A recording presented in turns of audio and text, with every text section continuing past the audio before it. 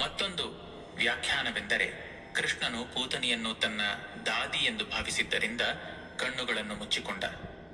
ಭಗವಂತನಿಗೆ ಮೊಲೆಯೂಡಿಸಲೆಂದು ಪೂತನಿಯು ಬಂದಳು.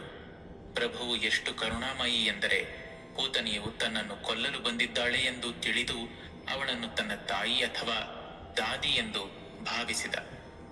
ವೇದದ ಆದೇಶದಂತೆ ತಾಯಿಯರು 7 ಬಗೆಯವರು: ನಿಜವಾದ ತಾಯಿ, ಗುರುವಿನ ಹೆಂಡತಿ, ಅರಸನ ಹೆಂಡತಿ, ಬ್ರಾಹ್ಮಣನ ಹೆಂಡತಿ, ಗೋವು, ದಾದಿ ಮತ್ತು ಭೂಮಿ ತಾಯಿ.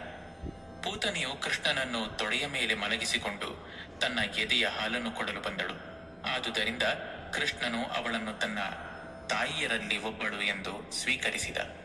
ಅವನು ತನ್ನ ಕಣ್ಣುಗಳನ್ನು ಮುಚ್ಚಿಕೊಳ್ಳಲು ಇದೂ ಒಂದು ಕಾರಣ ಎಂದು ಭಾವಿಸುತ್ತಾರೆ.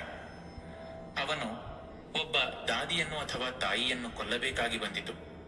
ಅವನು ತನ್ನ ತಾಯಿಯನ್ನು ಅಥವಾ ದಾದಿಯನ್ನು ಕೊಲ್ಲುವುದು ತನ್ನ ನಿಜವಾದ ತಾಯಿಯನ್ನು ಅಥವಾ ಸಾಕು ತಾಯಿ ಯಶೋದೆಯನ್ನು ಪ್ರೀತಿಸುವುದಕ್ಕಿಂತ ಭಿನ್ನವಾಗಿರಲಿಲ್ಲ.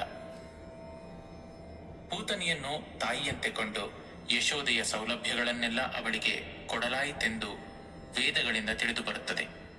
ಐಹಿಕ ಜಗತ್ತಿನ ಕೋಟಲೆಗಳಿಂದ ಯಶೋದೆಗೆ ಮುಕ್ತಿ ನೀಡಲಾದಂತೆಯೇ ಪೂತನಿಗೆ ಕೂಡ ಮೋಕ್ಷವನ್ನು ಕರುಣಿಸಲಾಯಿತು. ಕಣ್ಣುಗಳನ್ನು ಮುಚ್ಚಿಕೊಂಡಾಗ ಪೂತನಿಯು ಅವನನ್ನು ತೊಡೆಯ ಮೇಲೆ ಇಟ್ಟುಕೊಂಡಳು. ಸಾವಿನ ಸಾಕಾರ ರೂಪವನ್ನೇ ಕೈಯಲ್ಲಿ ಹಿಡಿದುಕೊಂಡಿದ್ದೇನೆ ಎಂದು ಅವಳಿಗೆ ತಿಳಿದಿರಲಿಲ್ಲ. ಹಾವನ್ನು ಹಗ್ಗ ಎಂದುಕೊಂಡವರು ಸಾಯುತ್ತಾರೆ. ಹಾಗೆಯೇ ಕೃಷ್ಣನನ್ನು ಕಾಣುವ ಮೊದಲು ಪೂತನಿಯು ಎಷ್ಟೋ ಮಕ್ಕಳನ್ನು ಕೊಂದಿದ್ದಳು. ಆದರೆ ಈಗ ತನ್ನನ್ನು ಕೂಡಲೇ ಕೊಲ್ಲುವ ಸರ್ಪವನ್ನು ಸ್ವೀಕರಿಸುತ್ತಿದ್ದಳು.